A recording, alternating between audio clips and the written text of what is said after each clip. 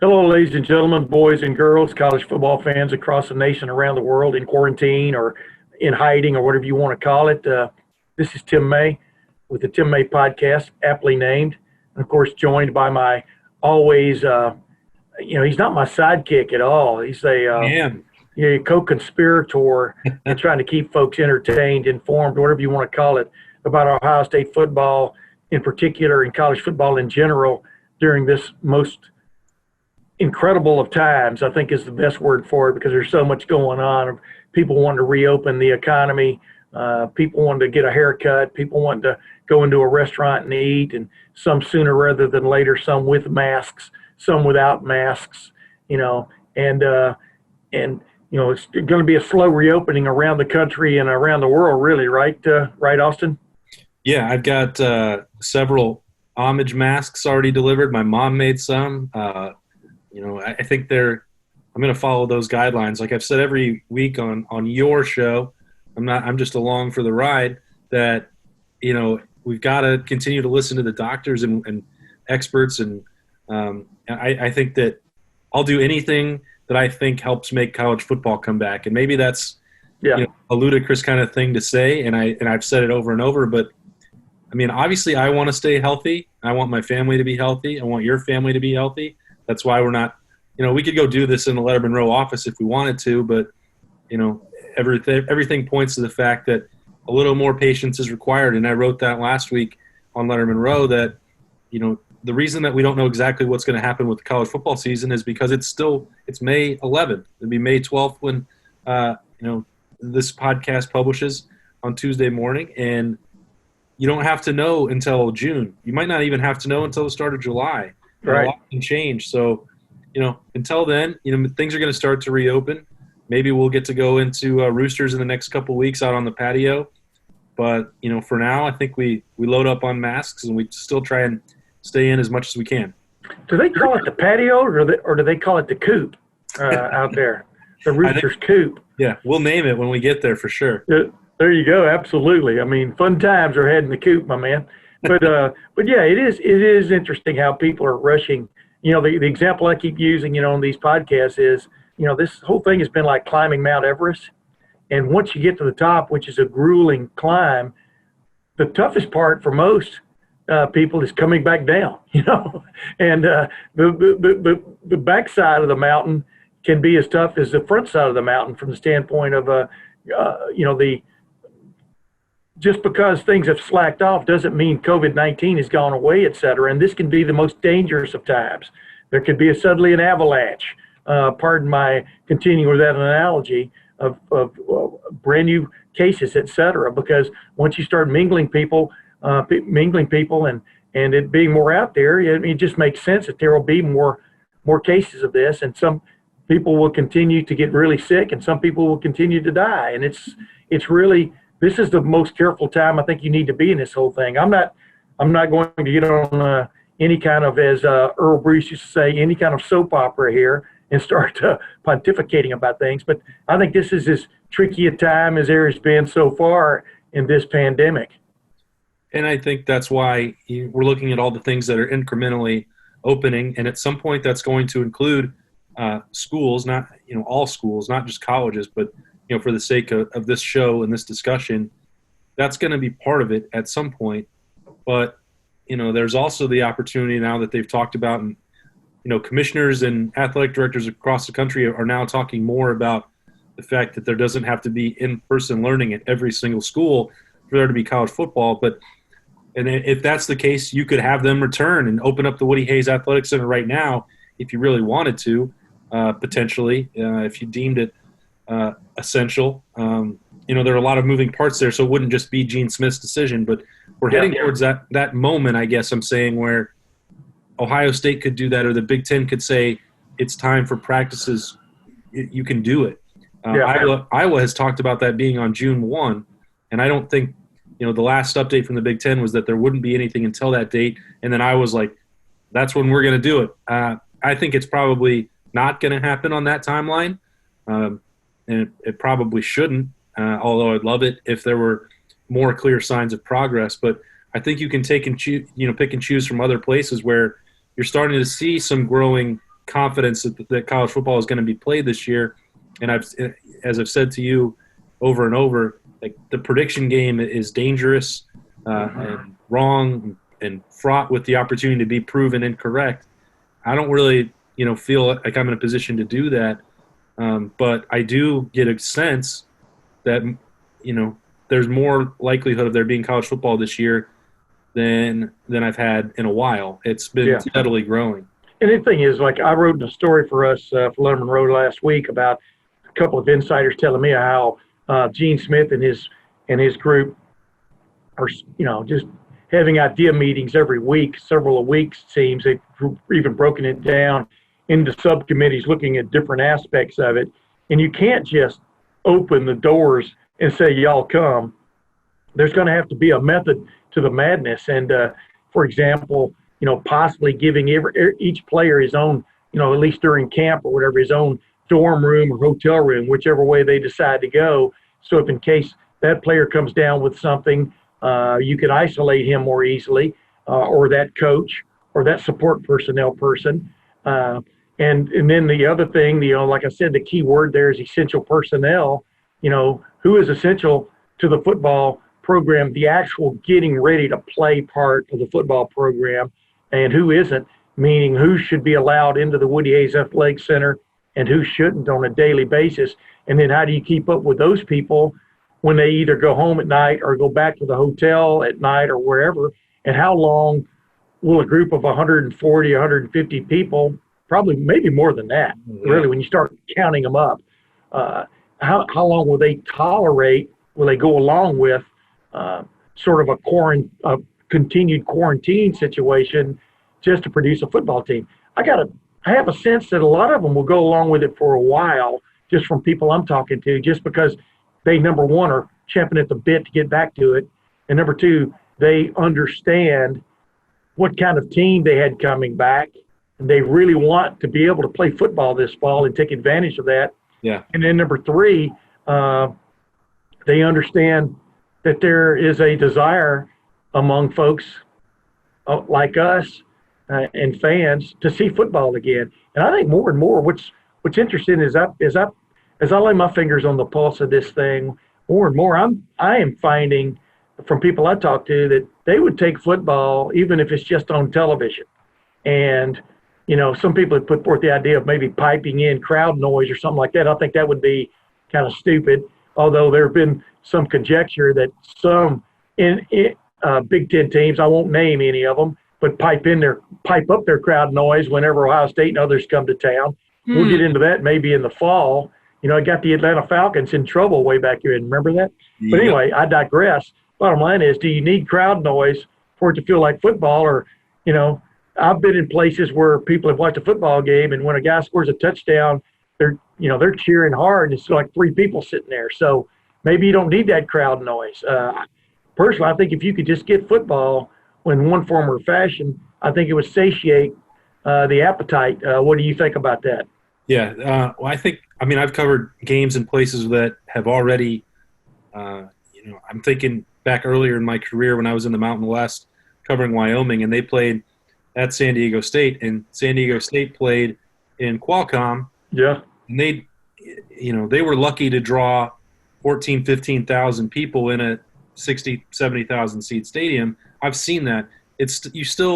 Now we have other issues that we have to address, like if you're going to have the marching band and, if you're going to have that social distancing and let in a certain percentage of fans into the stadium to give you some of that environment, it's not the same. Wyoming at San Diego State was not obvious. It's, obviously we're not going to compare it to Ohio State, Michigan, right? But, that was what that atmosphere was always like for them, and it felt like college football in the Mountain West. Yeah. It was weird. It was weird to see it that way. But, I've seen Tennessee games with 60,000 people and, not everybody's going, you fill it up and you get enough of a vibe. It's not the same as when there's 100,000. Yeah, well, let me interrupt you. That's like Penn State. Ohio State goes to Penn State this year, and will it be dot out the night instead of white out the night? That's, and the thing about it is, think about it. The home field advantage in college football is probably as meaningful as any more than any other sport, I do believe, when you've got the huge crowd there. But when you don't, doesn't it favor like the big time team? Doesn't it favor? I went to the Alabama and Texas A&M game last year, and for a half and a little bit, Texas A&M was in the game. It was the largest crowd. I was part of the largest crowd at that point to ever see a football game in the state of Texas. There's 100 and something thousand people there at Kyle Field. The point was Alabama finally got it rolling in the second half. Tua had a great second half, and they quieted the crowd, so to speak. But I really think the smaller crowds on the road would favor the visiting juggernaut, right? Oh, I think that what happened in 2017 for Ohio State at Iowa would not have happened if you didn't have, the night and the momentum of that crowd and the and the wave and everything that went into it. Yeah. I mean, that game, what was it, 17-17, right before the flip switched and the fake and like all the, momentum and belief went not just from the Nick Bosa play. Yeah. It went not just from like Iowa, maybe the players and coaches maybe thinking, hey, we've got a shot, but then 50, 60,000 people, that momentum is a real thing. People, I'm not going to do like any sort of straw man argument, but you can feel it. We've covered college football for a long time. It does impact sporting events. Mm-hmm. You can say that it's not real or whatever. I know that I've seen it happen, and it happens at home for Ohio State, and it can happen negatively when you have something like Purdue or Iowa happen, and that fan base, that stadium starts to believe. That's a huge challenge. I've also seen them overcome it and silence Penn State and maybe their speakers numerous times. Yeah. Over the last couple of years. Oh, wait, you let the mountain lion out of the bag there, man. But I guess my point is that, college football across the country is not always 100,000 people, and it's going to be weird if the horseshoe doesn't have that. And I think even if they're allowed to do it, you probably wouldn't have 100,000 crowds every single week. When you talk about people wanting to watch it on TV, you think of like, several million people every year watching the Bahamas Bowl, and there's 100 people in that, that go travel for that bowl game. It's basically, you might as well just be playing in a television studio. Correct. I think that is not ideal, but if we're looking for a short-term solution, it's fine. I don't think it's going to damage the product to a level that people wouldn't want to watch it. I do agree with you that it's going to favor Alabama, it's going to favor Clemson, it's going to favor Ohio State, but those teams are favored anyway. Yeah. It's just, I think it's going to favor them even more from the standpoint of the shock value of a home crowd being into it. You're exactly right. Hey, I just flashed through my mind. Can you imagine an Ohio State home game without the ramp, the ramp entrance of the band and stuff? But imagine this. You have the band, but due to social distancing, Script, Ohio is like 6 times larger. I mean, it would go literally from the end of the stadium, the breadth and the width of the stadium. That would be, I'd pay to see that on television. And look, if this is what it becomes with limitations, you're going to see places get creative. Ryan Day's talked about this with just managing his own team, but if you're talking about trying to make sure that it's a compelling product and you want as much of the atmosphere as you can, you're going to have to do things like that. If you want the band to be there, there's going to be new restrictions on that. But we've seen what Ohio State and that band can do when tasked with the innovate, and they've done that. So I'm sure they could come up with something really cool. And maybe you borrow some ideas from like what the XFL did, and maybe mic up more players and give a different perspective. Maybe even doing it. Boston. You really don't think that's going to happen, do you? They're going to mic up players and coaches on the sidelines come on now, let's don't. Well, maybe that won't. You haven't been to the dispensary, have you? Okay, so that idea probably wouldn't happen, but no, it wouldn't happen at Ohio State. But go ahead, it might happen at Mississippi State. Well, to take Wyoming and San Diego State back into it, maybe that's what you have to do to enhance the product a little bit. But I mean, I'm just spitballing here, and I think that with enough time and as much money is invested here, they're going to want to make sure that they can do anything they can to, if it's not the same Saturdays as before and the same pageantry that we're all used to, then you're going to have to find other ways to get that back. And I don't think that piping in crowd noise is going to recapture that. So what else can you do? I don't know what the solution is, and it probably would not be having Ryan Day wear a microphone and talk about his plays to the rest of the country. You're right. That was a bridge too far. But those are the kind of things that you're going to have to, I think, consider if you're going to recapture that, because you know that the NFL will. Yeah. They're going to leave no stone unturned to make sure people are watching. That probably is a place where we might get the microphones that the XFL used. But let me interrupt you though. Now that because like I brought this up like a month and a half ago, that the tsunami of sports it could be coming in September or October. We know that there's going to be some type of like restrictions. I mean, there's got to be some type of restrictions, span, crowd size, etc. Unless you're just, in some kind of area state, which is continuing to like almost deny that this thing has happened. But I digress. Knowing the fervor that's out there for the return of sports, but then in the fall for college football to go on as scheduled, so to speak, should schools, conferences be looking for premiums from the standpoint of television networks? Should they be looking at some kind of bonus premium that they should pay on top of that for providing that inventory? But then on the flip side of that, will those networks say, well, wait a minute, we've got the NBA and the NHL and the NFL and the MLS, and I counted the MLS in there just for you. Thank you. The MLS, et cetera, they all want the same thing, that they know more people are going to be staying at home, but they're going to be watching their sport. I'm just, as you said, spitballing here, but where do you think that kind of rolls? Because you could have sports 20 hours a day on your television, live sports. Yeah. Well, I think that to follow your cue there and see where that rabbit hole goes. You see what I'm saying? But making up maybe some of the lost revenue that you're going to lose from not having a huge home crowd, if it's a home crowd at all.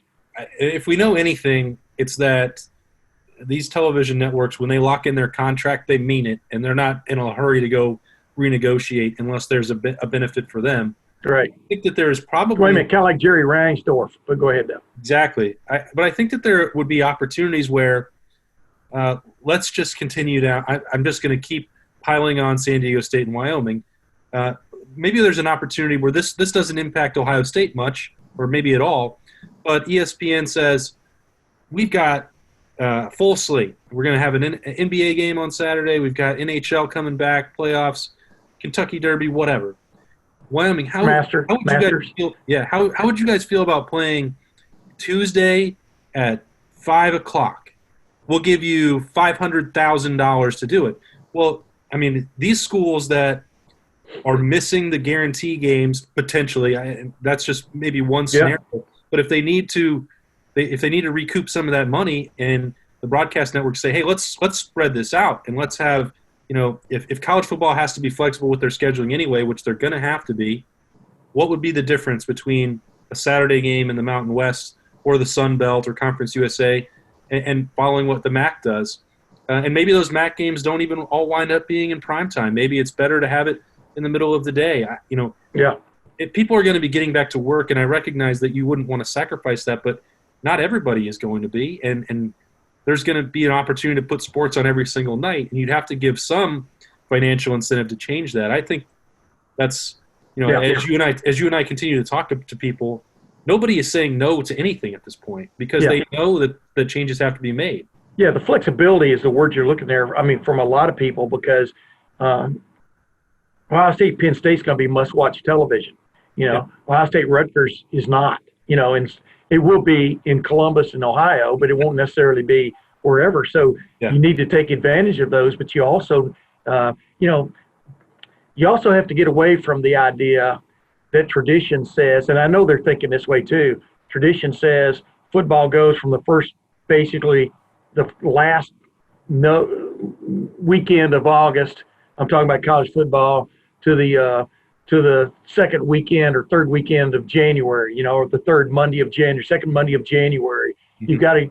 I know they're going to be thinking about moving out of that necessarily traditional box at least for this year, because everybody, you do get this sense that everyone is not going to come online at the same time, and everyone's not going to get the green light.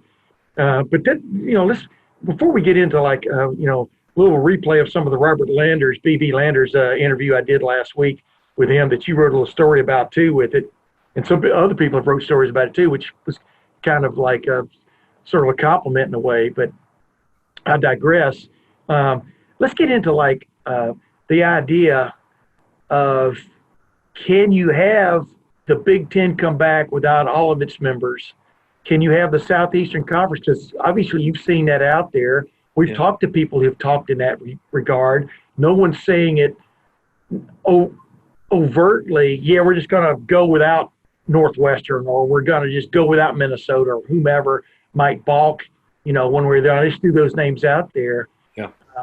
I think if you come back, you've got to at least come back as a conference, as a whole conference. And like I projected many weeks ago, at least play a 10-game conference schedule, which could be retooled in a heartbeat with a computer. But I don't know, Boston, what's your take on that? I think the most recent person I saw mention this was James Franklin, I think last week in a Zoom call with their beat reporters, that, that hypothetical that if New York wasn't ready or New Jersey and Rutgers couldn't play, would that stop the entirety of the Big Ten? And I know where he's coming from as a coach, that you could still put together a full slate of games, a competitive schedule, and that the Big Ten would get enough out of that to qualify for a potential college football playoff. But I think that it opens up so many other cans of worms. If Rutgers isn't allowed to play football this year, are the other schools going to continue to give them their cut of the money so that they can stay afloat to return in 2021? Or what would that mean for the rest of their athletic department? Because just when they're ready to get a full cut too, but go ahead now. Yeah, because and Rutgers wouldn't be a perfect example of this because their financial situation is a bit of a mess anyway. But Maryland, which can actually make some money off of football and then basketball, but relies heavily on football to subsidize the rest of it. If they had issues in College Park and couldn't play, yes, it wouldn't, I don't believe, affect the balance of the East Division any, that the strength is still going to be at the top. It wouldn't affect the conference race to get to the college football playoff, but it might tip the scales permanently for years to come if they are decimated financially. So yes. It's, the SEC might want to cut Vanderbilt and not worry about if they can come along in Nashville. Rutgers or Maryland, they're not going to have a great impact on who's going to win the Big Ten. But I struggle with the idea that you couldn't have whole leagues in place. And I think there's probably parts of the country where it's the Pac-12 is also sounding optimistic about a full season. Their commissioner, Larry Scott, has talked about that in the last couple of days. But right. They've got some situations over there where it's hard to picture that right now. I don't know. Maybe not all 130 teams are coming into college football this year, but it's just tough for me to get there mentally at this point where the Big Ten would proceed and leave somebody behind, because the ramifications for that are hard to even project right now, and how that might impact the league for years to come. Those schools might not ever recover, and I don't think that would be the kind of legacy that the Big Ten wants to have. What's interesting is as we sit here right now, I think this podcast is dropping on May the 12th. Am I correct? Yeah.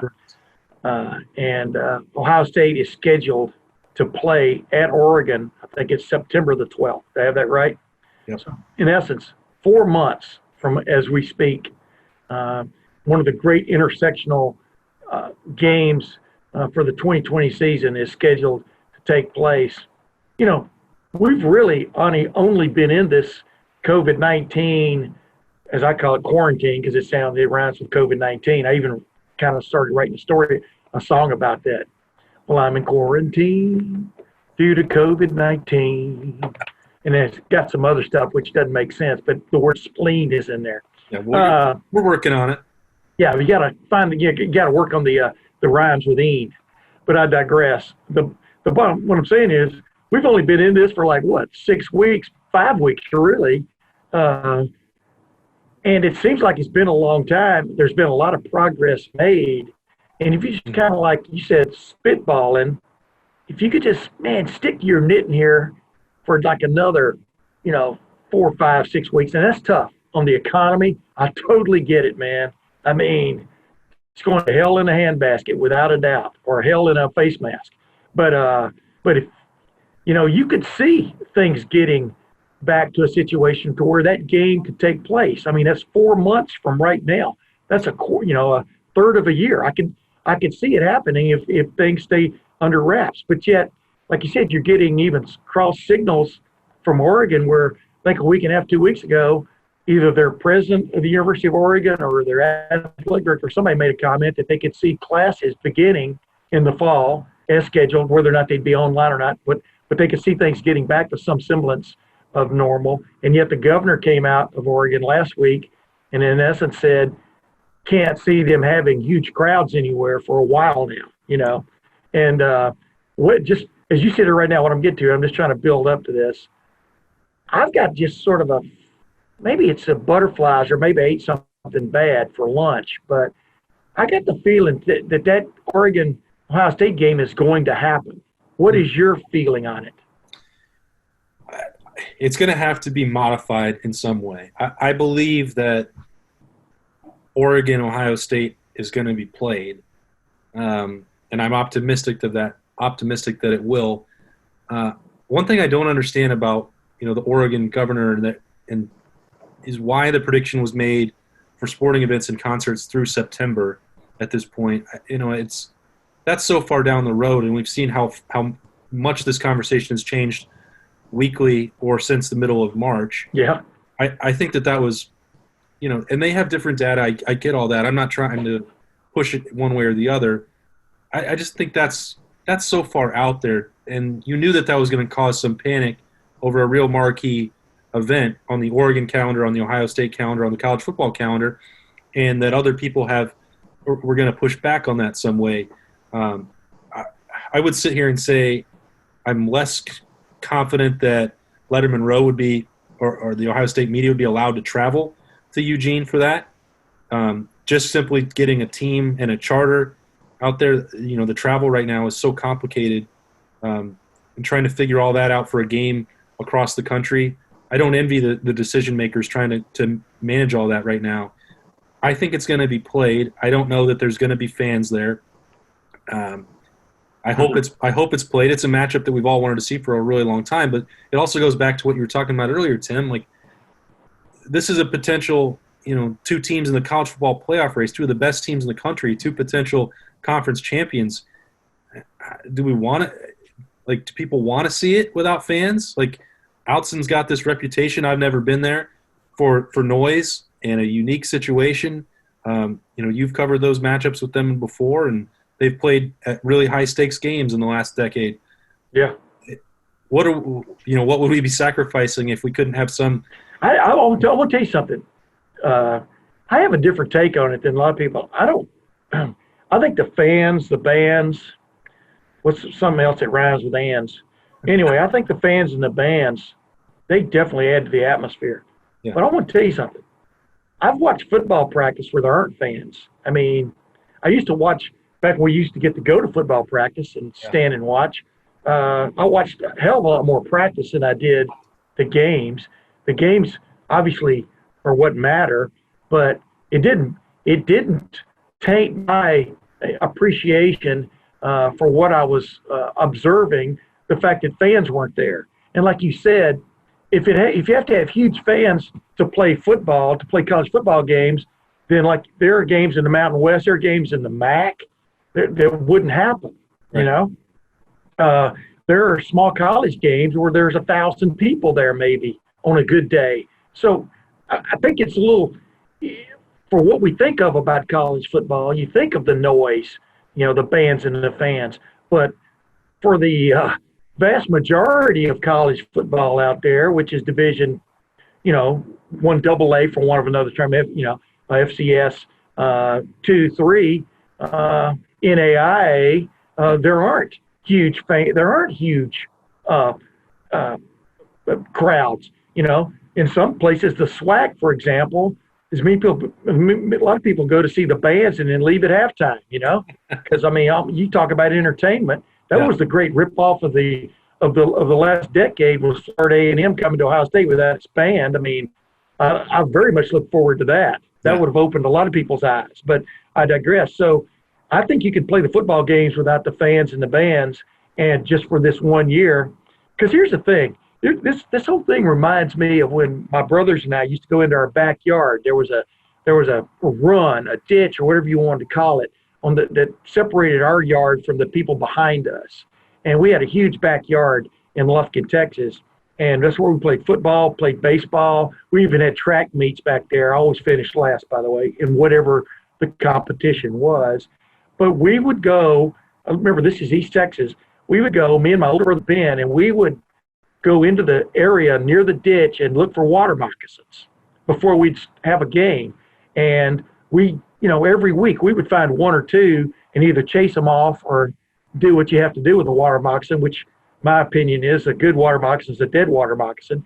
But I digress. But we'd hang them on a tree somewhere.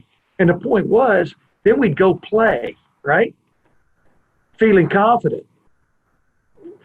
You never get all the snakes out of the grass. You follow my drift.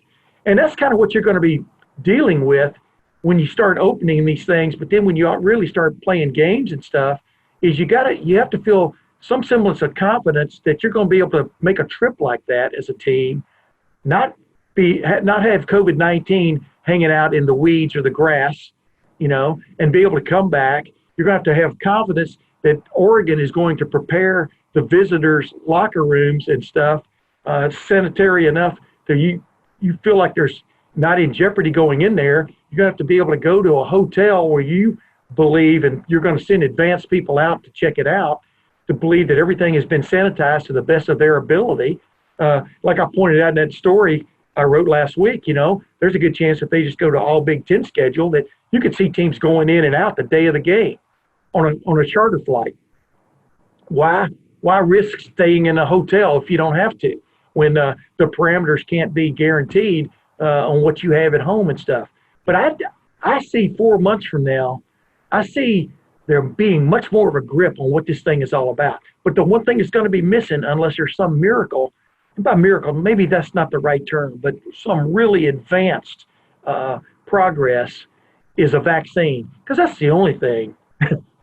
That's the only thing where you're going to be able to guarantee there's no snakes in the grass. Right. And I think that's a good analogy I came up with, because I was just sitting here thinking about how me and my brother, Ben, we'd come walking out there, and next thing you know, you're chasing foul balls down into the creek, you know what I mean, or the ditch. We're not even worried about snakes. And if you know East Texas, there's snakes and water moccasins more than rattlesnakes, but you could run up on anything. And that's kind of the jeopardy that like a Gene Smith and these guys are wrestling with. And Gene has been, is ahead of the curve on this stuff, I think, as anyone in the major college realm. Do you agree with that?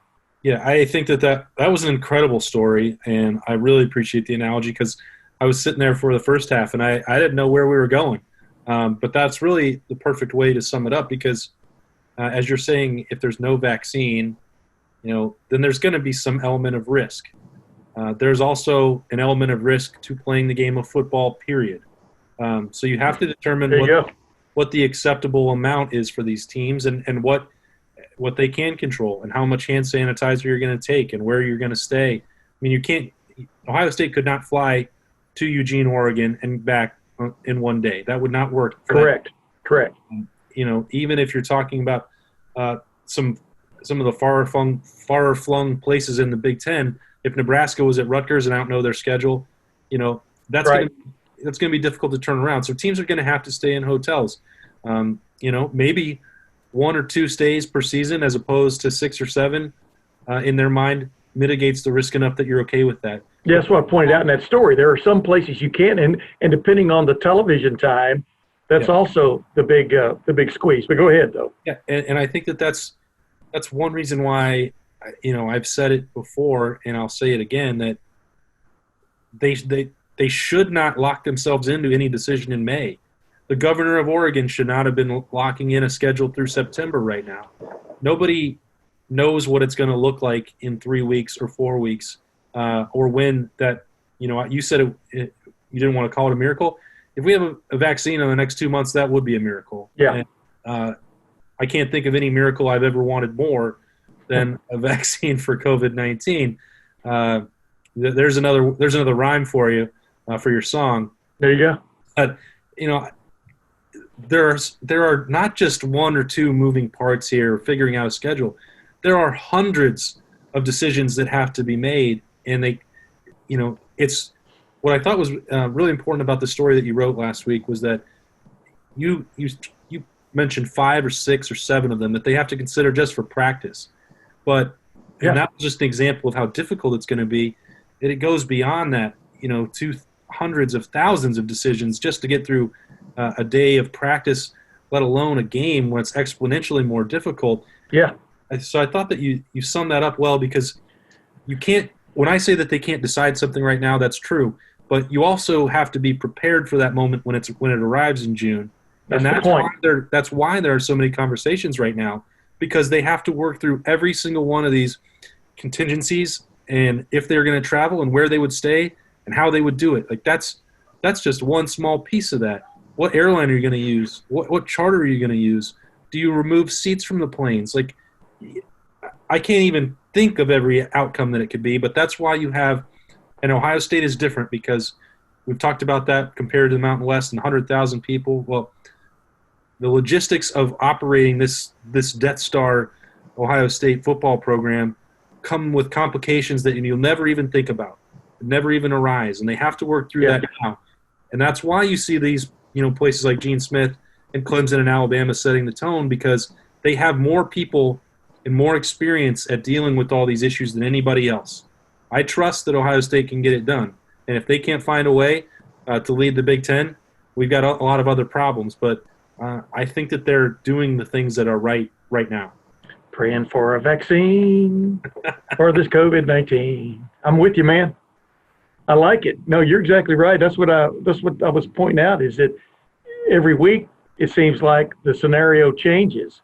And so what are going to be the parameters once Amy Acton or Governor DeWine says, okay, you can have, they're almost going to have to put out an edict just for sports teams, I think, that they can get back together.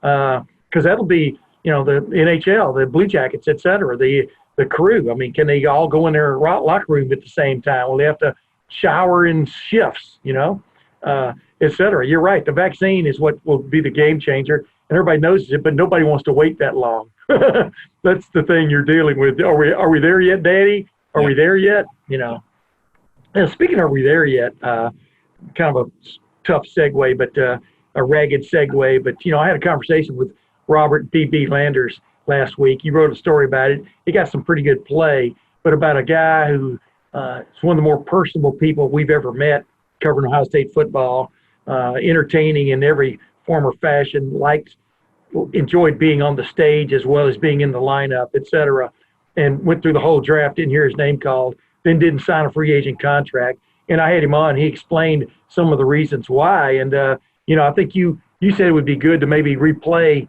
a little bit of that here in our in the Tim May podcast. But just real quick, just before we start it, we'll give folks a preview. What stood out to you about the conversation?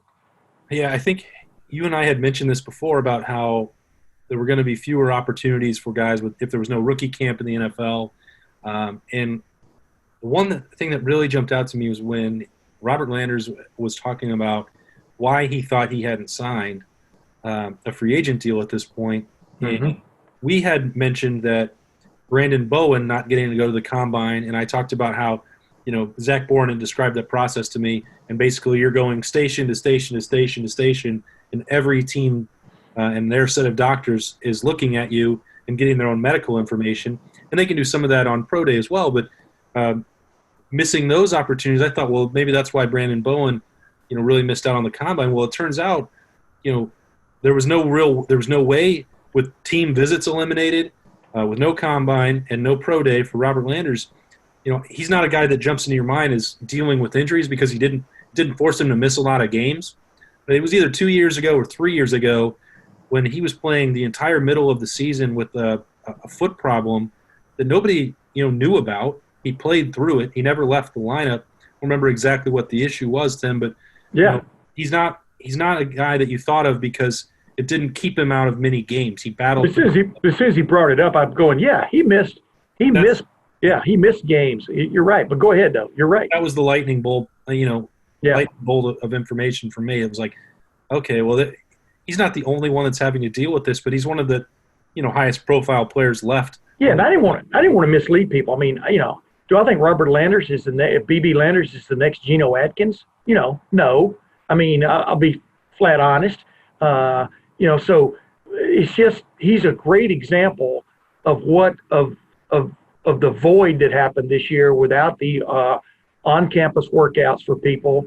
Without and on top of that, you didn't get invited to the combine. You didn't get to have teams maybe fly you in with some arrangements from your agent, fly you in for like a push-pull-tug thing, where they figure out whether your hands are all normal now, your elbows, your shoulders, because everybody has a different opinion, right? Just ask the Nick Saban and the Miami Dolphins about Drew Brees, but I digress. So, but he didn't have the lecture, and he was one of those guys who would have benefited, as it turns out, greatly from that, because on the top of everything else, they would have understood that he doesn't just dye his hair occasionally or wear a cowboy hat. There's a lot of substance to this guy, and when you're just noticing a guy from afar, or you're watching him on TV, like a average fan or something, you don't really get to know him unless you have the chance to have these interactions. So that's what stood out to me the most. I mean, he's a guy who really cares, man. He's been really responsible with his little daughter, Jordan, et cetera. And I think he got caught, fell through the cracks. Yeah. And as you said, though, and you brought it up with him in the interview, which we'll play that clip here in a bit, that it's not like this is going to be the end of his life. Right. He has a lot of different ways that he can continue to give back, and a lot of professional interests that could really work in his favor. He could be a mental health advocate, or he could show up on Lettermen Row, or show up on the Big Ten Network. I mean, he has all those options available to him, but I think it was just to hear him talk about, the journey not being over, and sometimes that's a little bit of a cliche, but, the fact that he's not closing the door, and he shouldn't at this point, he can still be a professional football player. You're only going to get this opportunity in his situation, for a year or two before that door does close for real. So he should. I applaud what he's doing, and he's still got a fan in me and you for sure. Oh yeah, and I wish you hadn't brought that up about the Lettermen Row, because I was hoping that we get him. If things don't work out for him in the NFL, he would be a great addition to whatever it is. I might make it the Tim and BB show, or the BB and Tim show, because I'm telling you, he would bring a fresh idea to every situation. You're gonna have to fight with Beanie for him. Exactly. Oh yeah. But hey, I'm digressing, of course. So let's get to a little clip, a couple of clips from that interview, and we'll come back and we'll talk about a few other things I wanted to hit on with you briefly before we sign off. But go ahead. Here's, ladies and gentlemen, here's BB Landers talking about maybe the disappointment of not being drafted, but how he's not really ready to give up this journey of playing football. Ladies and gentlemen, it's such an honor to get a hold of one of my favorite players of all time at the Ohio State University football program. You know him as BB. I know him as Robert BB, but Robert BB Landers. Robert BB Landers, welcome to the Tim A podcast, my man. I appreciate you for having me, brother. Let's give people an update. I mean, I don't know if you know this, you've got kind of like, you could be a Pied Piper, because you have quite the following of folks who have been very interested in you throughout your career, especially as you came on and became a big-time player on the Ohio State defensive line. But they're very curious about, number one, why you weren't drafted, and you wouldn't even know the answer to that. But number two, just sort of how things have gone since the draft when you didn't hear your name called. And so far, I think you haven't signed a free agent contract, at least that I know of as of yet. But just number one, what is your status right now vis-a-vis pro football? As of right now, I still have not signed with the team. The process has been a little interesting, with everything in our world right now going on. So it's kind of put a little bit of a damper on the process, but it's one of the things. I'm just taking the process one day at a time. So I know from talking to, speaking with my agent and him kind of, doing his job and shopping me around and even talking to Coach Johnson a little bit, the biggest thing with me right now is just me being able to pass the physical, just due to some of the injuries that I had, while I was at Ohio State, that comes with the game. Mm-hmm. It brought up some curiosities for some teams as far as, where is my health physical wise. And so as of right now, we're waiting for things to kind of, settle down and teams to start to open up so I can get in, get a physical, and then from there, prepare myself to be on somebody's team and be going to somebody's camp. Yeah, I was going to say the COVID-19 quarantine. I'm writing a song about that, by the way. The COVID-19 quarantine. I'm going to have you lead singer on it, especially if you wear that cowboy hat. But I'll definitely do that. It would have a country bent to it. But the COVID-19 quarantine really hurt guys like you. You saw where Jay Sean Cornell slipped in like the 7th round, and things like that. I mean, it really hurt that you didn't get to go to the combine. But then number two, you didn't get that pro day at Ohio State or anywhere else to really prove yourself, right? Yeah, it hurt big time. Not getting the combine invite, of course, getting an invite to the combine, number one, is any player's dream, but it's one of those things, too, you really you get the, let's say, first dibs on making an impression on GMs and coaches of, different organizations. But the beautiful thing about Ohio State is our pro day is the next best thing you're going to get to the combine. Is because we pretty much have almost every single team being represented at our pro day. And, kind of coming in, I had left where I was training that early, to kind of come back and get some work in with Coach Johnson because, he wanted to do things a little differently this year to where he was running our pro day. So kind of come back, polish some things up, you know what I mean? And, kind of get the Coach Johnson, critique on everything. So, coming back, I felt like I was peaking and I felt good and I was performing well. I was doing the drills good. 225 was good. Like everything was just like was happening at the right time. And, this COVID hit and it was just kind of put a roadblock in front of a lot of people's journeys, me being one of those people. So, it definitely hit hard and definitely affected a lot of guys in negative ways. But at the end of the day, how I've been trying to look at it is from a positive perspective of, the journey is not over with. And, I'm blessed to wake up every morning and me still have an opportunity some way, somehow, when it's clear up to be in somebody's camp and, still to continue my football career, making childhood dream a reality. So I'm just trying to take it day by day. God gives me 24 hours. I try to take advantage of the 24 the best that I can. BB, one of the things I like about you is you talk in complete sentences. You're coherent. I mean, you let people know. You have a way of letting people know how you feel, etc. When you sat there on your couch in your chair or while you were pacing or when you were running outside to work off the nerves, when you didn't hear your name called, can you explain how disappointing that is? And, I don't think anybody has projected you in the realm of Geno Atkins, for example, but, the fact that you've got video playing against big-time opponents in college football should get you a sniff if you follow my drift from a draft standpoint. And how just disappointing was that evening, that afternoon and evening for you, the third day of the draft especially? It was very disappointing, especially the third day because the third day is like the longest day. It starts at noon and you sitting there on the couch for hours and you're watching guys get drafted. And with me, like, I'm happy for every guy in the draft that got picked up. I'm happy for every guy that has gotten picked up from, the free agency standpoint. But from more of a personal, selfish standpoint, I was very disappointed. And in moments like that, you kind of sit back and think, like, okay, what could I have done differently? And I had to take a moment. I ended up calling some family and talking to some of the more, let me say, kind of my spiritual foundation of family that I have. And, it kind of put me back into perspective. One thing that, I've always told my brothers, when something don't go our way, you get 24 hours to be upset, pissed off, and after that, it's right back to work. So it was one of those things where in the moment, I was disappointed. And like I said, I tried to recap on what could I have done, what did I do and did not do leading up to, draft weekend. But at the same time, too, I also had to bring myself back to reality of some of it is due to the fact that I did not get a pro day and then I did not get invited to the combine, which those are things that are just out of my hands.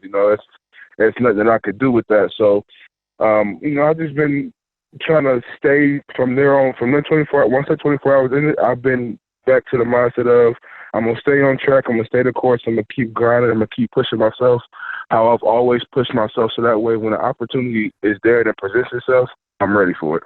Yeah, very interesting, Boston. Just like you said, leading into that interview, those clips there, B.B. Landers is, and just then he wasn't really on stage either. It was more of, him just talking matter-of-factly about things. That's why I think he's got a future talking and maybe entertaining past even his football career whenever it's done. But, this is a great example.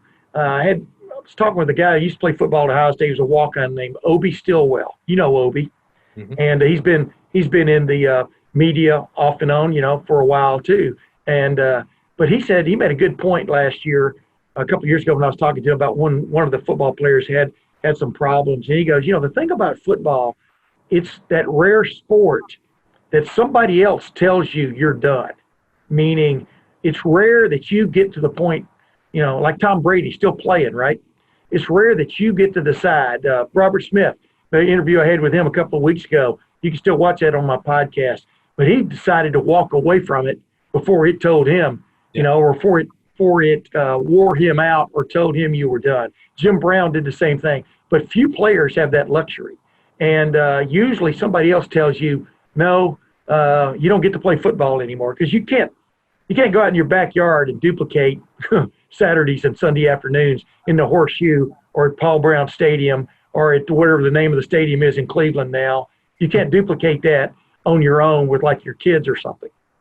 Yeah, we've said it before, and it's hard to even really, even when you say it this way, like it's the most physically demanding game that there is. It's an extremely demanding mental game as well.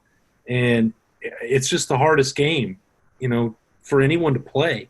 And it takes so much out of you. I think that's why you're starting to see there's more awareness now. And BB has, of course, talked about this with mental health and all those other issues that you're seeing more players trying to take control of that the best they can and maybe not waiting until that moment where, you can't get out of bed or, any of the other stuff that can happen when you play this particular game for a really long time. Right.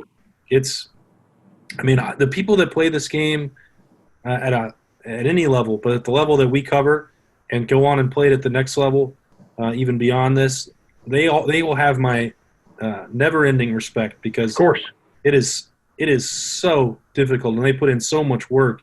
And then when we're talking about BB here, the fact that he doesn't want to give it up at this point and hasn't had that opportunity that he's worked his whole life for and is willing to continue to do whatever it takes just to play it one more day. I will never say a bad word about guys that are doing that. But, as you said earlier, is he Geno Atkins? No, but I'm not going to ever criticize somebody for trying. Oh, yeah. It's funny because as you talked there, I was just thinking about, there are a lot of people that love to watch back in the day, love to watch Acapulco cliff diving, but very few guys climbed up the rocks and did it, because it took guts, it took skill, it took guts.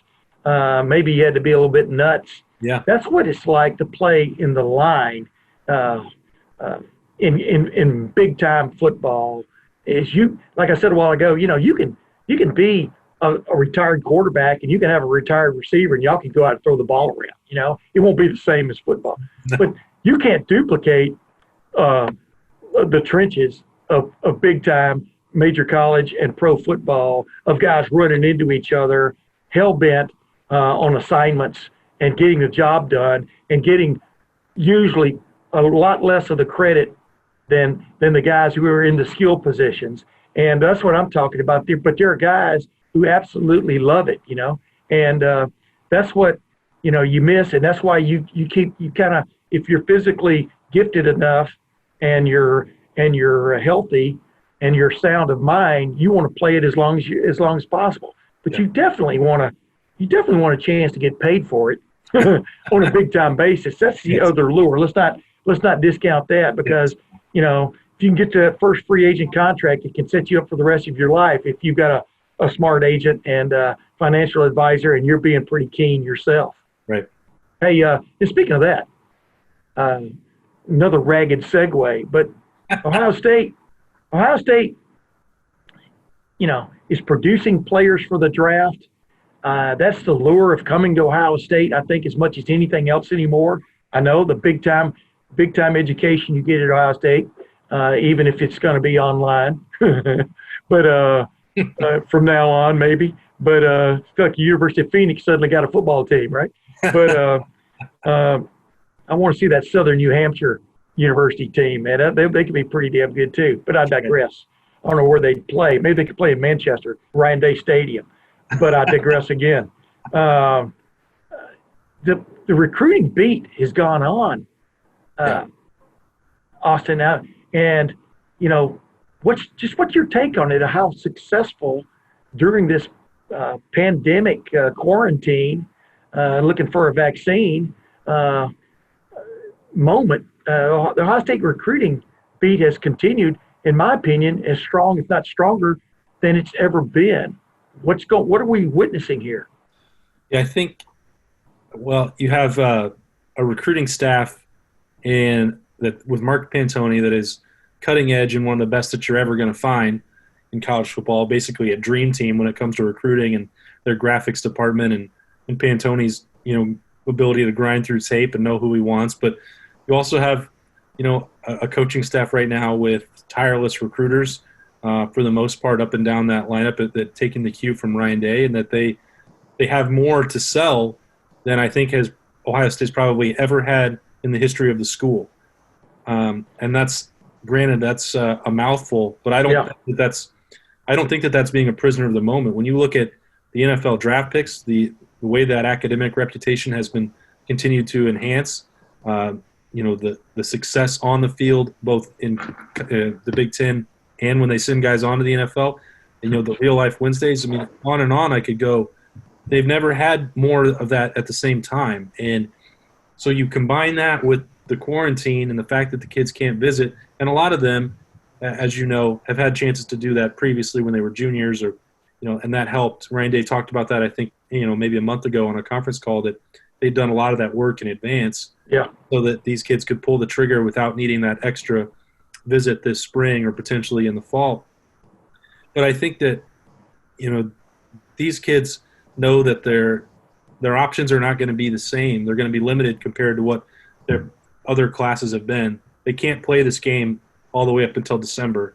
If the recruiting restrictions go through June or July, you might not have time to take all 5 visits. Maybe if you know you don't need them, you might as well take your spot. So I think there's been a domino effect around the country now that Ohio State has so much to sell to these 5-star kids, which I think the latest, some of the rankings were updated today, and 2 new Ohio State guys got 5 stars from rivals. Yeah. And so you have that, and it's now become a national thing. So Ohio State's getting full. So other like high 4 stars or 3 stars are needing to jump on board. So you saw what Tennessee did, and they started racking up commit after commit, day after day. Like, I think everybody wants to make sure that they have a seat by December when this thing is really, the schedule has been changed, but they want to make sure that they're locked in. You may see in the fall, this might not happen at Ohio State specifically, but you might see a bunch of decommits once they can start visiting again. Who knows how that's going to play out? But if we're talking about Ohio State specifically, which we are, I think it's just this is the reflection of how strong the brand is right now compared to – it's not like they've ever had talent in Columbus before. We know that. But the way that they're doing it, the way the sales pitch they have, the commitment to if Kerry Combs doesn't have 6 or 8 hours that he's got to spend in the office, working on schemes and doing with the current players, that he's going to do something with it, and that's probably FaceTiming a lot and texting. Mm-hmm. Mm-hmm. You give these great recruiters more time than they usually have, well, I think you can see the results. Yeah, I think, like you said, I think it's a combination of a lot of things. Number one, facilities are really second to none. Ohio State's facilities, and they're still adding on. That's from Lickenbach, Texas. But their facilities are second to none. The training staff is second to none. Adam Stewart, Sean Barnhouse, those guys. Mickey Marotti is second to none in the country. Think about it. If you get recruited and you're a defensive lineman, you've got Larry Johnson sitting there who's going to be tutoring you. You've also got Greg Madison sitting there who's going to be giving you his 2 cents worth. You've got, like you talked about, Kerry Combs was in the NFL for 2 years and yet has helped produce all of these either first-round draft picks or guys who have become big-time stars in the National Football League in the secondary, especially cornerback. And then on the offensive side, you've got Ryan Day, who is his reputation is just snowballing as we speak. Corey Dennis, the new quarterback coach, you can say that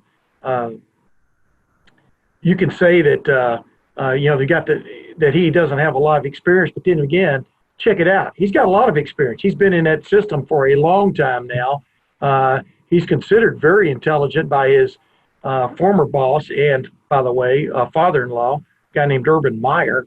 And so you've got that going for him. But then you got Brian Hartline out there at wide receiver. You got Tony Alford at running backs. He's produced some pretty decent running backs in his career at several different places, but especially Ohio State. And then Greg Studrawa, who finally his reputation is starting to come back.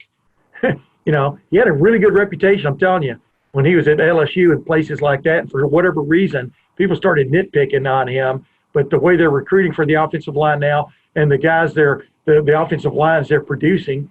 And then you got Kevin Wilson, who's, were it not for some whatever the problems that happened at Indiana, most of which I don't think were his fault. I'm talking about from the standpoint of a couple of squeaky wheels really got listened to over there.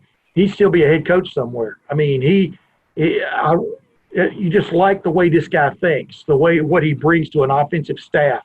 And, of course, 4 of those guys I just named are all millionaires now, are now making over $1 million a year. So they're being duly compensated. Where that's going to be looked at because of the COVID-19, we'll see. We'll see where revenues go over the next year. But I digress. But the bottom line is the attractions. And then, like you said, you got Chase Young, the Bosas, all these people giving their testimony to what they picked up while at Ohio State. And just the snowball effect is ridiculous. You know when you started that and you were talking about the sales pitch for defensive ends, I think that this is really it just popped into my mind when you said it. This great, what if defining moment for the course of the Big Ten, the state of Ohio State, the program. If Bill O'Brien doesn't leave Penn State and doesn't take Mike Vrabel with him, and Penn State doesn't, give Larry Johnson a role. I love serendipity. Keep going. Yeah, and he doesn't come to Ohio State and get this string of guys and develop the Bosas and Chase Young and now Zach Harrison and Tyreek Smith and Jonathan Cooper and going, Sam Hubbard, Tyquan Lewis, Jalen Holmes. Talk about a move that maybe it's just me. I won't speak for everyone. At the time, I thought, well, that's a really good hire for the defensive line coach. I could also understand why maybe Penn State didn't want to make him a head coach because I didn't know Larry Johnson at that point. But the way that it's transpired since then and getting to know him, I absolutely would have let him take control of that program at least for a year on a basis. He's the most overlooked, if maybe that's the right word. Yeah. But clearly they wanted to go out of house at that point, for whatever reasons. Yeah. But you've been around Larry Johnson as much as I have. I've heard him give talks at coaching conventions and things like that. I mean, the fervor he brings. And like when we were interviewing him a couple of weeks ago, and I was asking him about how hard is it to stay fresh? I mean, he basically sees that as his job is to stay fresh, to keep adding to. You're not teaching, you're not teaching history 101 every year. You're trying to advance, he's trying to advance his course every year and how he's teaching it and what he's bringing to the fore, what works and what doesn't. And just the litany, the encyclopedia, the catalog that he's gone through just at Ohio State and the way he's changed the way he even goes about his business. that's a book unto itself as far as a textbook goes for becoming a big time college assistant coach, but definitely a big time college assistant defensive line coach from the college ranks. Yeah, I think it just popped into my mind as being such a hugely significant move. Obviously it impacted Ohio State and Penn State directly, but I mean, think about where some of these guys, might have gone. I think Ohio State always had a good chance with Urban Meyer recruiting the Bosas. Yeah, that was going to go, but Larry Johnson had that reputation for recruiting the DMV, and then he goes and gets Chase Young out of there and has the pick these guys that he already has committed for the next couple years. Yeah, Ohio State would have had another great defensive line coach. They would have hired one. We know that that's true, but I think they sort of, everything lined up where they wound up with a guy who has a claim to be one of the best to ever do it. Yeah. And imagine things could look very different without him. It was last week or 2 weeks after the draft, and we were talking about it, and you were, that string of top 5 defensive draft picks and the way Ohio State's going. I mean, that might not happen without Larry Johnson. True that. And it's all these guys, the coordinators get the attention and all that. Yeah.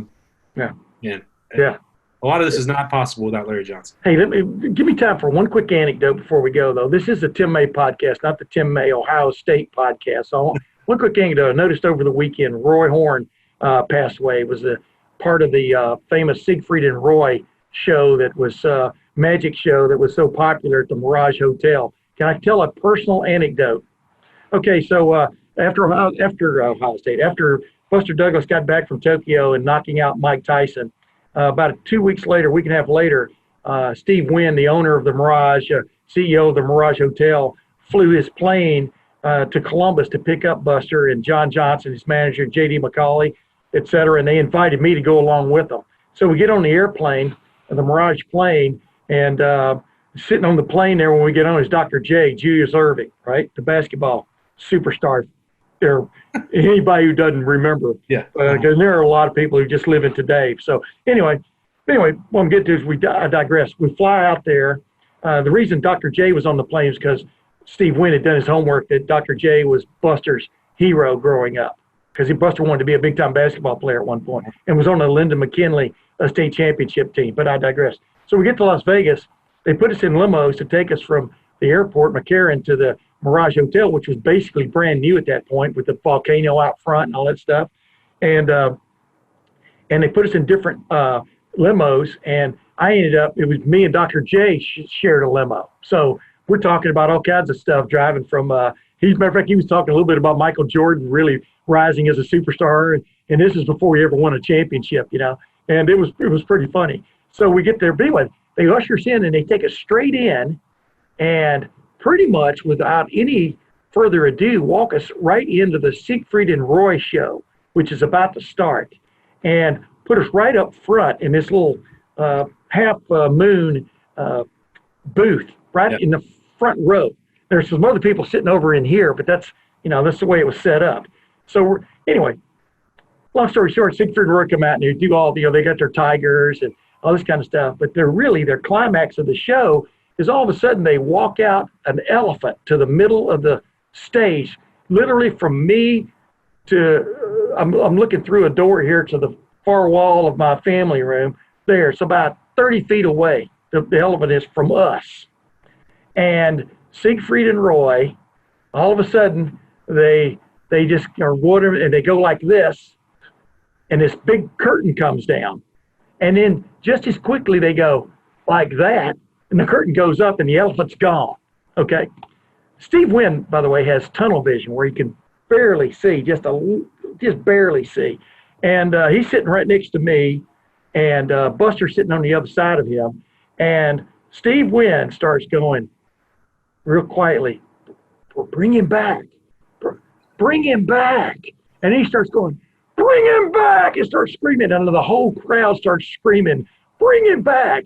And Roy goes like this, like, what are you saying?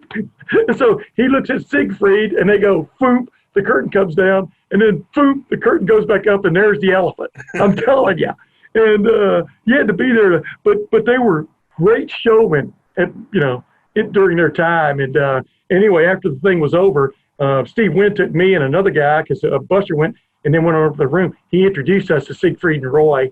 And I got, and of course, Roy Horn got mauled by his own tiger about 13 years later, and their show kind of withered after that a little bit. But the bottom line was that was my brush with Siegfried and Roy in particular, and they were great showmen. And I wanted to tell people that anecdote, and maybe I'll warn them in my tweets about this, that I'm going to have an anecdote at the end you can clip off after Boston says goodbye. But you know what, Boston? We're done for another week, my man. I appreciate you coming on with my podcast. You're as much of it as I am, but thank you very much, my man.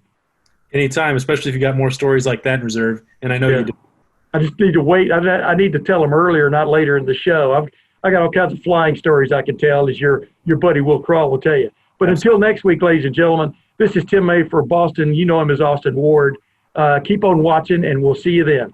Thanks for watching. Subscribe below to get the latest videos from Lettermen Row. We got Letterman Live, we've got the practice report, we got rapid reaction. Hey, and we got Buckeye Q with Zach Bourne. For sure. We got recruiting breakdowns with Berm. We got whatever you need. Ohio State football and Ohio State athletics, we've got you covered here at Lettermen Row.